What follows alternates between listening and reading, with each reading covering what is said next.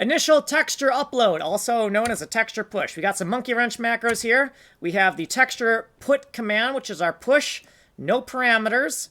We get the context, the texture slot, and the texture handle. We do some bounds checking and error checking on the texture slot, texture handle. Then we need to set the texture into focus. So we need the same texture slot as dp2k is going to be sampling from, and the handle from the create texture that we used in the initialization of ArtGirl. We're going to set this into focus, and then we're going to do some commands on it. The first thing we're going to do is set some attributes for how the texture sampler should behave. The min filter and the mag filter for the different LODs for mipmaps, and then the texture wrapping sampling for when we go out of bounds of the texture. The alignment on the CPU side texture is going to have a value of 4 because we have RGBA and it's divisible by 4. This is the unpack alignment. So how do we interpret the data we're unpacking and putting onto the GPU? We have these temporary references to the pixel array so that we can read this code here a little bit easier.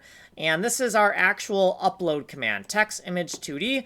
We're going to upload a 2D texture. The LOD is 0, no mip maps. The internal format on the GPU is this, and it is equivalent to this format on the CPU side. These are the same formats, but for some reason we need 2 enumerations here. I don't know what you do with the border, and here is the actual data that we're going to upload. Once we've uploaded the data, we are eventually going to download the data to confirm that the upload was correct, but not in this video.